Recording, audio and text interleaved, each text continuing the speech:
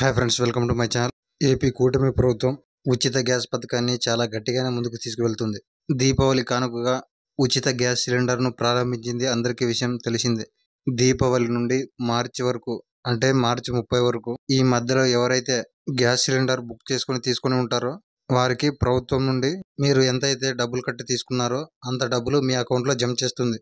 దీపావళి నుండి మార్చి 30 వరకు సంవత్సరానికి 3 సిలిండర్లు ఇస్తానన్న సిలిండర్లలో ఒక సిలిండర్ మార్చి 30వ తేదీన అయిపోనుంది.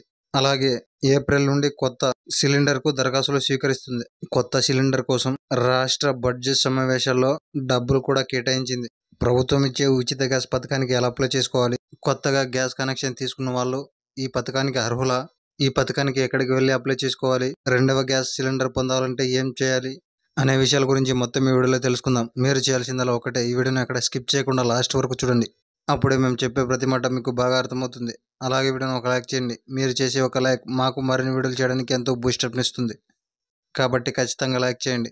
ఇక వివరాల్లోకి వెళ్తే, కూటమి ప్రభుత్వం ఎన్నికల్లో తాము అధికారంలోకి వస్తే సంవత్సరానికి 3 సిలిండర్ల చొప్పున ప్రతి కుటుంబానికి కూడా ఇస్తామని సీఎం చంద్రబాబు హామీ ఇచ్చారు. ఇచ్చిన హామీ మేరకు సీఎం చంద్రబాబు గత దీపావళి కానుకగా ఈ ఉచిత గ్యాస్ సిలిండర్ను ప్రారంభించారు.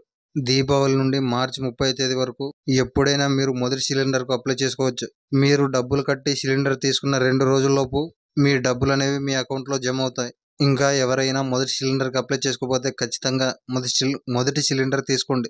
ఏప్రిల్ 1 నుండి రెండవ ఉచిత గ్యాస్ సిలిండర్ ప్రారంభమవుతుంది. మార్చి 30 తేదీలోపు మీరు ఫస్ట్ సిలిండర్ తీసుకోకపోతే మీరు ఫస్ట్ సిలిండర్ను కోల్పోయినట్లే. తర్వాత ఏప్రిల్ 1 నుండి రెండవ సిలిండర్ మనకి అందుబాటులోకి వస్తుంది. దానికి రాష్ట్ర బడ్జెట్లో 2600 కోట్లు కూడా కేటాయించారు. ఈ ఉచిత గ్యాస్ పథకానికి ఎక్కడికి వెళ్ళి అప్లై చేసుకునే అవసరం లేదు. మీరు కేవలం గ్యాస్ వాడుతున్నట్లయితే చాలు. మీ డీటెయిల్స్ అన్నీ గవర్నమెంట్ గ్యాస్ ఆఫీస్ నుంచి తీసుకొని ఉంటుంది. అలాగే ఈ డబ్బులు పడాలంటే ఇంకా చాలా ముఖ్యమైనది ఏమిటంటే, మీ బ్యాంక్ అకౌంట్కు ఆధార్ కార్డుకు ఎన్పిసిఐ లింక్ చేసుకోవడం. మీరు ఈ పథకానికి అర్హత ఉన్నా కూడా మీకు డబ్బులు పడలేదంటే ఖచ్చితంగా మీ బ్యాంక్ అకౌంట్కి ఆధార్ కార్డుకి లింక్ కాకపోవడమే.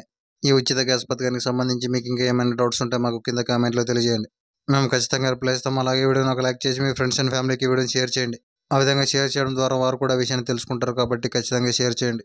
అలాగే మా ఛానల్ను సబ్స్క్రైబ్ చేసుకుని పక్కనే ఉండే గంట బెల్ నొక్కండి. అలా నొక్కడం ద్వారా మేము పెట్టే ప్రతి వీడియో మీకు ఖచ్చితంగా నోటిఫికేషన్ రూపంలో వస్తుంది. అప్పుడు మీరే ముందుగా చూడొచ్చు. Thank you for watching.